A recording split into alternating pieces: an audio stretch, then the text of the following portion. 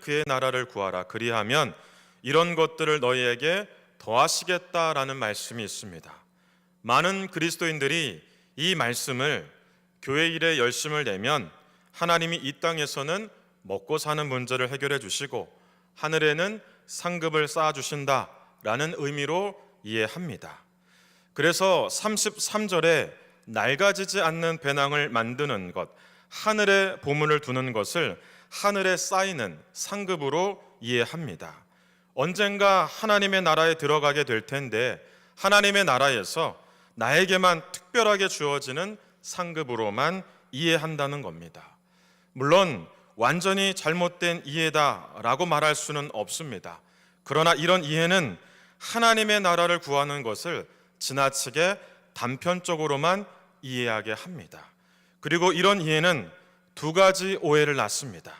하나는 이 땅의 삶에 대한 오해이고 또 하나는 하늘의 삶, 영원한 하나님의 나라에 대한 오해입니다.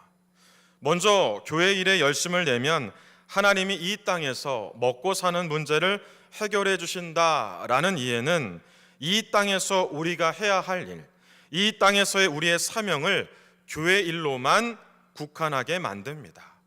우리의 사명은 교회 울타리 안에만 머물지 않습니다. 가정, 학교, 직장, 우리에게 주어진 모든 삶의 영역이 사명의 자리입니다. 다음으로 교회 일에 열심을 내면 하늘에 상급을 쌓아주신다, 나에게만 특별하게 주어질 상급이 쌓인다라는 이해는 하늘의 삶, 영원한 하나님의 나라에서의 삶을 이 세상에서의 삶의 방식의 연장으로서 이해하게 됩니다. 다시 말하면 물질적 세계의 연장으로서 하나님의 나라를 이해한다는 거예요. 요한계시록 21장 1절에 보면 또 내가 새 하늘과 새 땅을 보니 처음 하늘과 처음 땅이 없어졌고 바다도 다시 있지 않더라 라고 말합니다. 하나님의 나라에는 처음 하늘과 처음 땅, 옛 하늘과 옛 땅은 더 이상 있지 않습니다. 즉 이 땅에서의 물질적 개념, 삶의 방식은 모두 다 사라집니다. 새로운 방식, 이전과는 전혀 다른 방식, 하나님 나라의 방식만이 있을 뿐입니다. 그러면 31절에 하나님의 나라를 구한다는 것은 구체적으로 어떤 것을 의미할까요? 오늘 본문 뒤에 위치한 누가복음 12장 35절과 36절의 말씀에 보면 이런 말씀이 있습니다. 우리 같이 한번 읽어볼까요? 허리에 띠를 띠고 등불을 켜고 서 있으라. 너희는 마치 그 주인이 혼인집에서 돌아와 문을 두드리면 곧 열어주려고 기다리는 사람과 같이 되라. 여기에 보면 혼인집에 돌아온다라는 표현이 있는데 하나님의 나라를 구한다는 의미를 이해하기 위해서는 당시 이스라엘의 혼인 문화를 살펴볼 필요가 있습니다. 이스라엘의 혼인은 두 차례에 걸쳐서 진행이 됩니다. 첫 번째 혼인을 정혼이라고 합니다. 정혼은 오늘날 우리 문화의 약혼과는 개념이 좀 다릅니다. 이스라엘의 정혼은 법적인 효력을 갖습니다. 정식 부부가 되었다는 의미예요. 요셉과 마리아의 혼인이 바로 정혼입니다.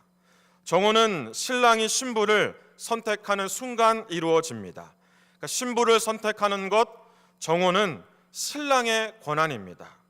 정혼을 마친 신랑은요, 신부를 신부의 집에 남겨둔 채 자신의 집, 아버지의 집으로 떠납니다. 이런 말을 남기고 떠납니다. 1년 후 어느 날 반드시 돌아오겠습니다.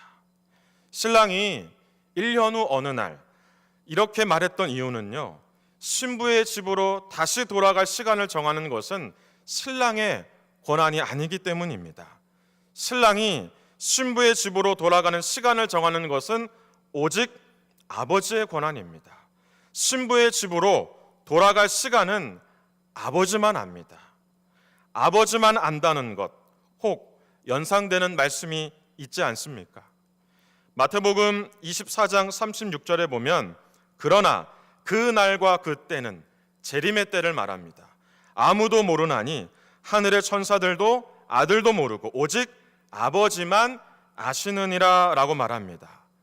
이스라엘의 혼인은 예수님의 초림과 재림 사건, 그리고 초림과 재림 사이에 일어나는 모든 사건들을 이해하는 데 핵심입니다. 1년 후 어느 날 반드시 돌아오겠다라는 말을 남기고 아버지의 집으로 다시 돌아온 신랑은 이제 신부를 맞을 준비를 합니다. 신부를 위한 집, 신부를 데려다가 살 집을 준비합니다. 신부를 위한 집을 준비한다는 것, 혹 연상되는 말씀은 없습니까? 요한복음 14장 3절에 보면 가서 너희를 위하여 거처를 예비하면 내가 다시 와서 너희를 내게로 영접하여 나 있는 곳에 너희도 있게 하리라, 이렇게 말합니다. 이 말씀은 예수님께서 십자가 죽음과 부활, 승천을 앞두신 다음에 하셨던 말씀이에요. 이 이스라엘의 혼인을 이해하는 것이 예수님의 초림, 그리고 재림, 그리고 그 사이에 일어나는 사건들을 이해하는 아주 중요한 핵심이 됩니다. 신랑이 신부를 위한 집을 지을 때 신랑의 아버지는요, 수시로 점검합니다. 신부를 데려다가 살 수 있을 정도로 잘 갖추어져 있는지를 점검해요. 신랑의 아버지는 신부와 함께 살 수 있는 충분한 집인가를 수시로 점검하다가 신부를 데려다가 살기 충분하다라는 결론에 이르면 신랑을 부릅니다. 아들을 부르는 거겠죠. 신랑을 부른 아버지는 이렇게 말을 합니다. 빨리 가서 신부를 데리고 오라. 당시 집을 지을 때 약 1년 정도의 시간이 소요됐다고 합니다. 그래서 신랑은 다시 돌아오는 이 정확한 시간을 말해줄 수 없었기 때문에, 이 시간은 자신의 권한이 아니기 때문에 집을 짓는 데 소요되는 대략적인 시간을 계산해서 1년 후 어느 날 돌아오겠다라고 말했던 거예요. 빨리 가서 신부를 데리고 오라는 아버지의 말에 신랑은 한 걸음에 달려갑니다. 신랑이 온다는 소식을 들은 신부는 단장을 합니다. 이 말씀도 재림과 또 관련이 있어요. 요한계시록 21장 2절에 보면 또 내가 보매 거룩한 성 새 예루살렘이 하나님께로부터 하늘에서 내려오니 그 준비한 것이 신부가 남편을 위하여 단장한 것 같더라. 신랑이 신부의 집으로 갈 때 신부는 이제 단장을 한다라는 표현을 합니다. 이제 신랑이 신부의 집에 도착하게 되면 혼인잔치가 열립니다. 이것이 두 번째 혼인입니다. 요한계시록 3장에 보면 예수님께서 라오디게아 성도들에게 이런 말씀을 하셨어요. 3장 20절에 보면 볼지어다 내가 문 밖에 서서 두드리노니 누구든지 내 음성을 듣고 문을 열면 내가 그에게로 들어가 그와 더불어 먹고 그는 나와 더불어 먹으리라. 이 말씀을 대부분 이렇게 이해를 합니다. 예수님을 주인으로 모시라는 의미, 예수님께 모든 권한을 내어주라는 의미, 마음의 문을 열고 예수님을 주인으로 모시고 모든 권한을 주님께 드려라 라는 의미로 해석을 해요. 사실 예수님께 우리는 모든 권한을 내어주어야 합니다. 그러나 이 말씀은요, 혼인잔치와 관련된 말씀입니다. 오늘 우리가 조금 전에 읽었던 말씀 중에 누가복음 12장 36절의 말씀과 매우 비슷한 말씀입니다.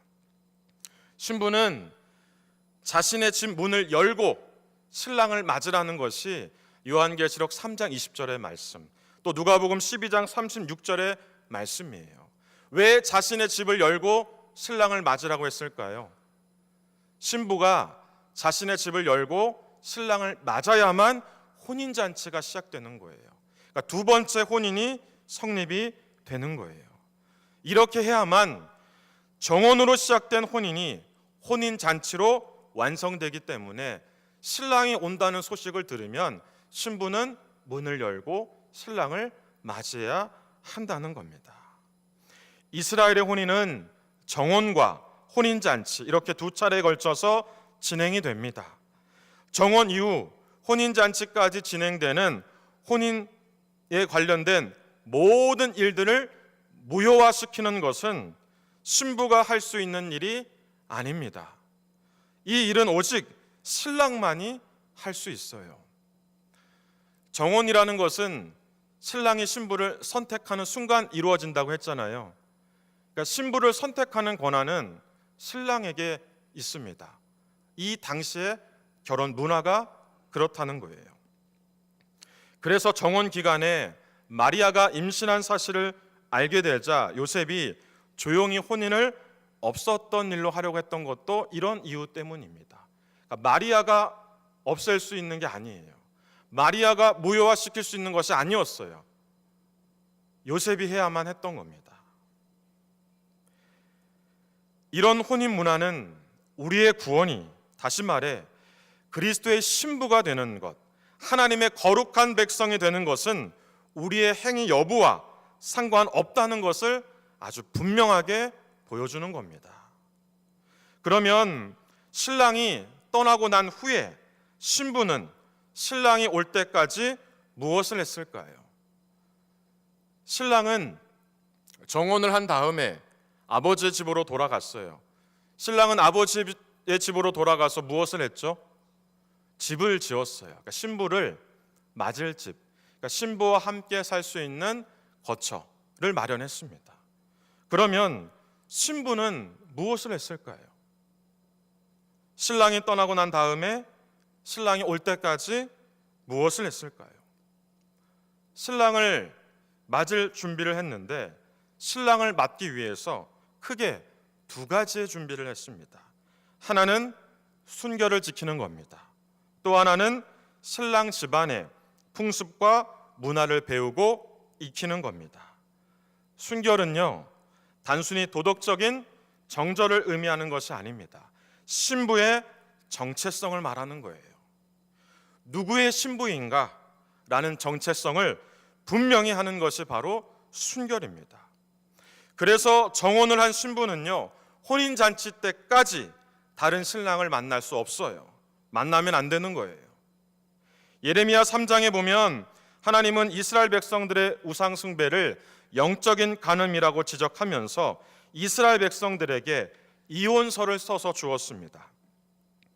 그러니까 정혼을 무효화하는 문서를 써서 전달했다는 거예요. 이는 정혼 이후에 혼인잔치 때까지 순결을 지키지 못한 신부처럼 하나님의 백성으로서 정체성을 잃어버렸다는 것을 지적하는 표현입니다. 신부는 순결을 지키면서, 그러니까 신랑의 신부라는 정체성을 가지고 살면서 신랑 집안의 방식을 배우고 익혔어요. 신랑 집안의 방식을 배우고 익히는 것, 이것이 바로 이 땅에서, 다시 말하면 예수님께서 다시 오실 때까지 우리가 해야 될 일입니다. 하나님 나라의 방식을 배우고 익히는 일이라는 거예요. 이 땅에서 그리스도의 신부로 살아가는 방식입니다.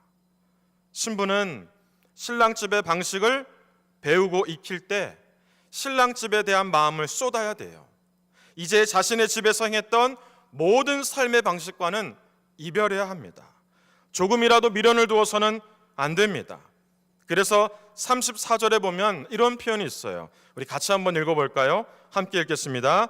너희 보물 있는 곳에는, 이 말씀은 오직 신랑 집의 마음을 두고, 하나님 나라의 마음을 두고 신랑 집의 방식을 배우고 익히듯 하나님 나라의 방식을 배우고 익혀야 한다, 이런 의미입니다. 보물이 있는 곳에 마음이 있듯이 우리도 신랑 집에, 바로 하나님 그 나라에, 하나님 나라의 방식에 마음을 들고 살아야 한다는 거예요. 그러면 하나님 나라의 방식을 배우고 익히는 구체적인 실천은 무엇일까요? 31절에서 33절을 우리 같이 한번 볼까요? 함께 보겠습니다. 다만 너희는 그의 나라를 구하라. 그리하면 이런 것들을 너희에게 더하시리라. 적은 무리여 무서워 말라. 너희 아버지께서 그 나라를 너희에게 주시기를 기뻐하시느니라. 너희 소유를 팔아 구제하여 낡아지지 아니하는 배낭을 만들라. 곧 하늘에 둔 바 다함이 없는 보물이니 거기는 도둑도 가까이 하는 일이 없고 좀도 먹는 일이 없느니라. 여러분, 이 말씀을 흐름 그대로 이해하면 이렇습니다. 하나님 나라의 방식은 하나님의 나라를 구하는 것이다. 하나님의 나라를 구하는 것은 구제하는 것이다. 구제하는 것은 낡아지지 아니하는 배낭을 만드는 것이다. 다 같은 말이에요. 구제는 행위입니다. 물건은 낡아지지만 행위는 낡아지지 않아요. 그래서 구제를 낡아지지 않는 배낭으로 표현한 겁니다. 당시 이스라엘은 하나님의 나라의 방식으로서 예배를 이해했어요. 그리고 그 구체적 실천으로 구제 헌금을 드렸습니다. 그래서 성전으로 들어가는 입구에 항상 이 구제 헌금함이 비치가 되어 있었어요. 이것은 구약과 신약 그리고 종교개혁 때까지 다 동일한 적용입니다. 성전에 들어가면서 구제 헌금을 드릴 수 있도록 했어요. 이 구제 헌금은 사람을 살리는 일에 사용되었습니다. 마가복음 12장에 보면 가난한 과부가 이것을 잘 보여줍니다. 과부는 사람을 살리고 싶었어요. 사람을 살리기 위해서 자신이 가진 전부인 두렙돈을 구제 헌금함에 넣었어요. 물론 헌금으로만 구제하는 것은 아니에요. 헌금으로만 사람을 살릴 수 있는 것은 아닙니다. 여러분, 사람을 살릴 수 있는 것이라면 무엇이든지 다 구제가 돼요. 그것은 여러분의 일들도 될 수 있습니다. 여러분이 지금 하고 있는 그 일도 사람을 살리는 일이 된다는 거예요. 로버트 벨라는 마음의 습관이라는 책에서 이렇게 말했습니다. 노동은 그저 개인의 이익을 도모하는 수단이 아니라 모두의 유익에 기여하는 행위로 보아야 한다. 우리의 일은 모두의 유익, 즉 사람을 살리는 일이라는 거예요. 여러분, 지금 여러분들이 하는 그 일은 학교에서 공부를 하든 시험을 준비하든 직장에서 일을 하든 가정에서 있든 어느 것도 상관없습니다. 여러분이 하는 그 일은 모두 다 사람을 살리는 일이에요. 우리는 이 생각을 잊어서는 안 됩니다. 창세기 1장과 2장에 근거하는 창조 사건에 비춰보면 이 논리는 더 확실해져요. 창세기 1장 31절 우리 같이 한번 읽어볼까요? 함께 보겠습니다. 하나님이 지으신 그 모든 것을 보시니 보시기에 심히 좋았더라. 저녁이 되고 아침이 되니 이는 여섯째 날이라. 여기에 보면 하나님이 심히 좋았더라 라고 말합니다. 무엇을 보시고 심히 좋았더라 라고 말하고 있습니까? 하나님이 지으신 모든 거예요. 우리는 이 말씀에도 좀 오해가 있어요. 여섯째 날 사람을 만들었기 때문에 하나님이 이 사람 만드신 것을 아주 심히 좋았다 이렇게 말한다라고. 그러나 성경은 아주 분명하게 기록합니다. 하나님이 지으신 모든 것을 보시고 심히 좋았다. 그러면 하나님이 지으신 그 모든 것에는 뭐도 포함이 되냐면 여섯째 날 하나님이 사람을 만드셨죠. 그리고 그 사람 아담을 통해서 하나님의 일을 주셨어요. 그 일이 무엇이었냐면 동물들의 이름을 짓는 겁니다. 하나님의 일에 동참하게 하셨어요. 그것까지 포함한 모든 것입니다. 그러니까 하나님은 이 우주 모든 만물을 만드시고 우리를 만드시고 우리에게 하나님의 일에 동참하게 하신 다음에 뭐라고 말씀하셨냐면 심히 좋았다. 이것은 선하고 존귀한 일이다. 이런 표현입니다. 왜 이것이 선하고 존귀할까요? 하나님의 이 창조 사건, 하나님의 일에 동참하는 것은 모두 다 생명을 살리는 일이기 때문이에요. 하나님은 누군가를 죽이는 일을 하는 것이 아니에요. 창조 때부터 사람을 살리는, 생명을 살리는 일을 하셨어요. 그리고 그 생명을 살리는 일에 우리와 같은 사람을 동참케 하신 겁니다. 그것을 보시고 하나님께서 말씀하신 것은 심히 좋았다, 선하고 존귀하다라고 말하고 있는 거예요. 그래서 여러분이 하는 모든 일들은 다 선하고 존귀한 일입니다. 그 일은요, 사람을 살리는 일이에요. 우리가 이것을 잊어서는 안 됩니다. 구제는 하늘에 상급이 쌓이기 때문에 하는 것이 아니에요. 교회 일도 하고 하늘에 상급도 쌓이고 일석이조라서 하는 것이 아니에요. 신랑이 신부를 선택해서 정혼이 이루어진 것처럼 하나님께서 우리를 선택하셔서 그리스도의 신부, 하나님의 거룩한 백성으로 삼아 주셨기 때문에 하는 거예요. 정혼 이후에 신부는 신랑이 올 때까지 무엇을 했다 그랬죠? 순결을 지켰어요. 나는 저 신랑의 신부야 라는 정체성을 가졌어요. 그리고 신랑 집의 문화와 풍습을 익히는, 신랑 집의 방식을 배우고 익히는 일을 했다는 거예요. 우리도 마찬가지입니다. 하나님이 우리를 선택하셨다면, 그리스도의 신부로 우리를 불러주셨다면, 하나님의 거룩한 백성이 되게 하셨다면 우리도 무엇을 해야 되는 거예요?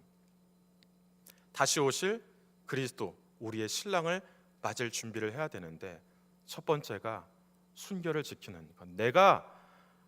나는 그리스도의 신부야 라는 정체성을 잃어버리지 않는 것이 필요하고, 두 번째는 하나님 나라의 방식을 배우고 익히는 것이 필요한데, 그 하나님 나라의 방식을 배우고 익히는 것이 무엇이라고요? 구제하는 겁니다. 사람을 살리는 거예요. 이것이 낡아지지 않는 배낭을 만드는 겁니다.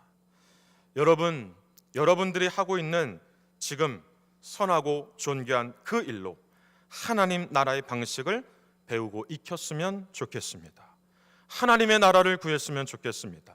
낡아지지 않는 배낭을 만드셨으면 좋겠습니다. 그리고 사람을 살릴 수 있었으면 좋겠습니다.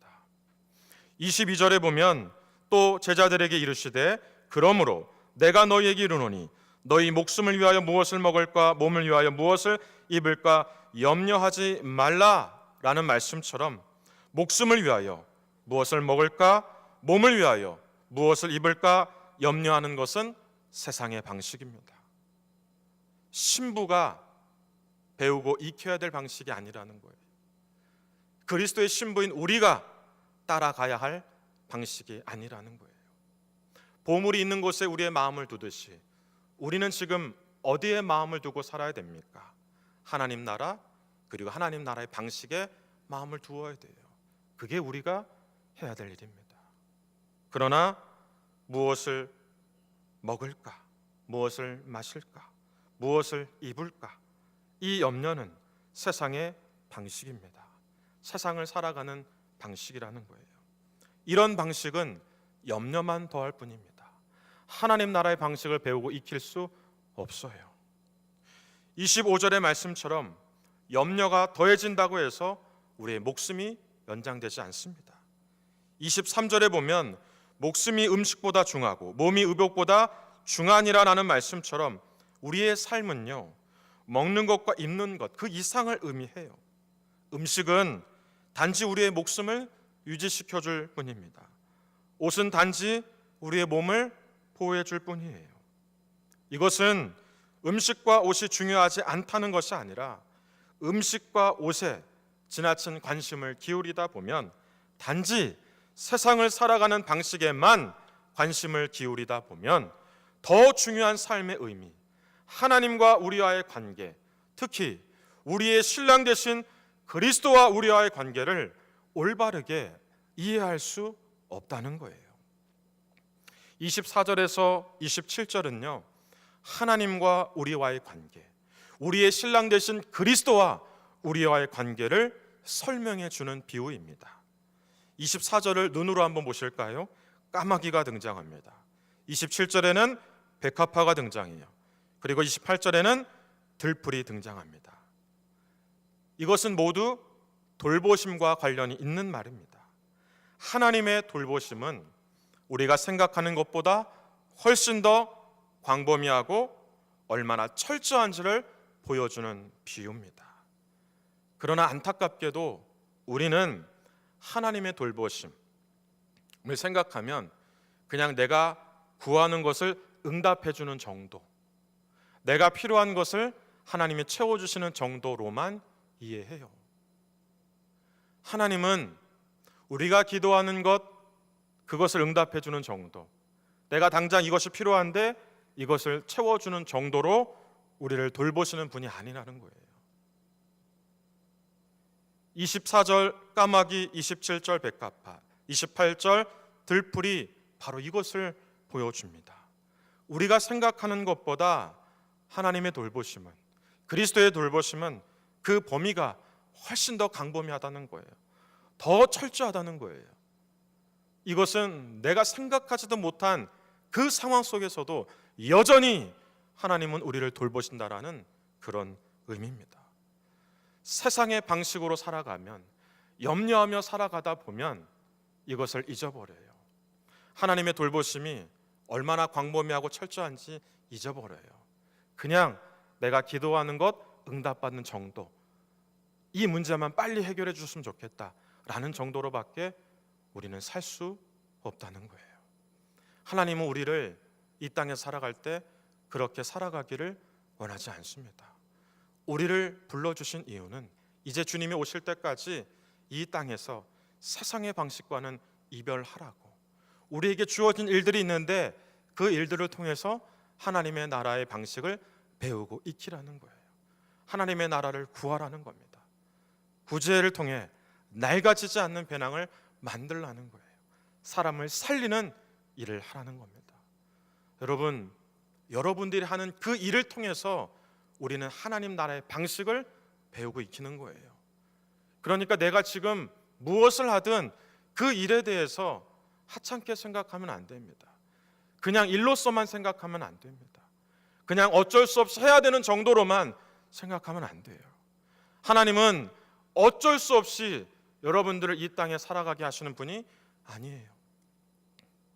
모두에게 다 일을 주시고 그 일을 통해서 하나님 나라의 방식을 배우고 익히기를 원하셔요. 그것을 통해 하나님 나라를 구하고 낡아지지 않는 배낭을 만들고 사람을 살리기를 원하시는 거예요. 우리는 예수님께서 다시 오실 때까지, 하나님 나라에 들어가는 때까지 바로 이것을 위해서 살아가는 겁니다. 그리고 중요한 것은, 여러분, 우리가 꼭 잊지 말아야 될 것은 순결을 지키는 겁니다. 순결은 뭐라고 그랬죠?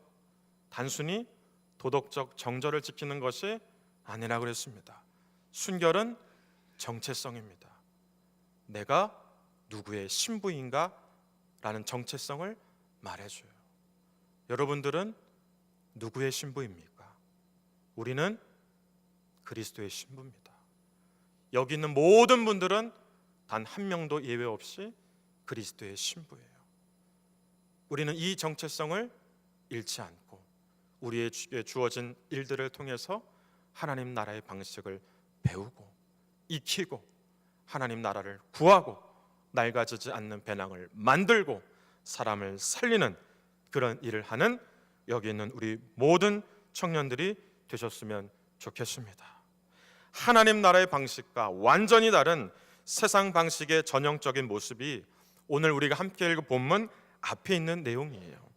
누가복음 12장 12절에서 21절의 말씀인데, 여기에 보면 한 사람이 예수님께 유산을 나누어 달라고 부탁합니다. 얼핏 보면 공정하게 유산을 분배해 달라는 것처럼 보여요. 그러나 이는 자기에게 편파적인 입장으로 유산을 분배해 달라는 거예요. 그러니까 자기에게 더 많은 유산이 돌아올 수 있도록 도와달라는 거예요. 그래서 12장 15절에 보면 예수님은 그 사람에게 이렇게 말합니다. 탐심을 물리쳐라. 탐심은 이 땅에서 끊임없이 우리를 염려하게 만드는 문제입니다. 여러분, 염려는 세상의 방식이에요. 염려하다 보면 어떤 일들이 일어나냐면 우리의 이웃들에게 무감각해집니다. 하나님의 방식, 하나님 나라를 구하는 일, 낡아지지 않는 배낭을 만드는 일, 사람을 살리는 일에 무감각해질 수 있어요. 그리고 탐심은 이 땅에서 그리스도의 신부로 살아가야 할 우리의 정체성을 일그러뜨립니다. 그리고 우리의 삶을요, 물질과 관련시켜서만 정의합니다. 예를 들면 우리의 정체성은, 우리는 우리를 소개할 때 우리의 정체성은 그리스도의 신부이기 때문에 사실 이렇게 소개하는 것이 마땅하거든요. 근데 세상의 방식은 이렇게 소개하지 않아요. 여전히 어떻게 소개하죠? 나이가 몇 살인지, 여성인지 남성인지, 어느 학교에 다니는지, 무슨 일을 하는지, 그 일을 통해서 보수는 얼마나 받는지. 세상은 이렇게 우리의 정체성을 자꾸 바꿔가요. 세상의 방식으로. 그러나 우리의 정체성은 여기에 있지 않아요. 우리의 정체성은 그리스도의 신부입니다. 우리를 소개하는 단어, 우리의 정체성을 표현하는 단어는 오직 그리스도의 신부예요. 이것만큼 영광스러운 우리 표현은 사실 없어요. 그런데 우리는 오히려 그리스도의 신부임에도 불구하고 우리의 정체성을 감추며 살죠. 우리가 하는 일을 통해서 여전히 나는 어느 학교에 다니고 어떤 일을 하고 얼마나 많은 돈을 벌고 이런 거에만 관심을 두면서 마치 그것이 우리의 정체성을 말해주는 것처럼 살아간다는 겁니다. 여러분, 탐심은 세상의 방식인데 이것은 우리의 정체성을 일그러뜨려요. 우리의 순결을 망가뜨린다는 겁니다. 이것을 꼭 기억하셨으면 좋겠습니다. 여러분, 오해해서는 안 됩니다. 돈이 필요 없다라는 게 아니에요. 여기에 부자도 열심히 땀을 흘려서 일을 했어요. 그리고 그 해에는 특별히 더 많은 수확을 얻었어요. 얼핏 보기에는 특별히 더 많은 수확이 계속 될 것처럼 보이니까 이 부자는 너무나 들뜨고 설렜어요. 그래서 더 많은 유산을 내가 챙겨서 아주 큰 창고를 만들고 싶었던 겁니다. 이런 부자에게, 세상의 방식으로 살아가고 있는 부자에게 예수님께서 바로 오늘 말씀을 하신 거예요. 누가복음 12장 22절부터 34절까지의 말씀. 세상의 방식으로 살아가는 자들에게 오늘 말씀을 하셨다는 것, 이것은 무엇을 의미할까요? 혹 우리의 삶도 세상의 방식이라면 이제 방향 전환이 필요하다라는 것을 말해주고 있는 겁니다. 여러분들은 지금까지 어떤 방식으로 살아오셨습니까? 그리고 요즘은 어떤 방식으로 살아가고 있습니까? 혹 우리의 삶의 방식이 여전히 세상의 방식은 아닙니까? 우리의 삶의 방식이 세상의 방식이라면 방향 전환이 필요합니다. 첫 번째는 나는 그리스도의 신부라는 정체성, 순결을 유지하는 거예요. 그리고 두 번째는 하나님의 나라의 마음을 두고 그 나라의 방식을 배우고 익히는 겁니다. 이것이 무엇이라고 그랬죠? 계속 반복되는 거지만 여러분들이 하는 그 일을 통해서 하나님의 나라를 구하고 낡아지지 않은 배낭을 만들고 사람을 살리는 일입니다. 여러분, 이것을 잊지 않으셨으면 좋겠습니다. 여기 계신 여러분들은 정말 귀한 분들이에요. 우리가 하나님을 선택한 것이 아니고 하나님이 우리를 선택하셔서 그리스도의 신부로 삼아 주셨거든요. 이 귀한 정체성을 우리에게 주셨고 또한 각자에게 해야 될 일들을 다 주셨어요. 그 일을 통해서 하나님 나라의 방식을 배우고 익히는 우리 청년들 되셨으면 좋겠습니다. 그 일을 통해서 하나님의 나라를 구하는 우리 청년들이 되셨으면 좋겠습니다. 그 일을 통해서 낡아지지 않는 배낭을 만드는 청년들이 되셨으면 좋겠어요. 그 일을 통해서 사람을 살리는 청년들이 되셨으면 좋겠습니다. 오늘 이 시간 하나님 나라로, 그리고 하나님 나라의 방식으로 방향을 전환하는 시간이 되기를 주님의 이름으로 간절히 축원합니다. 우리의 삶의 방식을 이제 바꾸는, 전환하는 바로 오늘 이 시간. 그래서 내일부터 우리에게 주어지는 그 일이 이제는 단순한 세상의 일이 아니라는 것을 깨닫고 하나님 나라를 구하고 낡아지지 않는 배낭을 만들고 사람을 살리는 우리 여러분들이 될 수 있기를 다시 한번 주님의 이름으로 간절히 축원합니다. 우리 같이 함께 찬양할까요? 주의 나라가 임할 때 함께 찬양하겠습니다.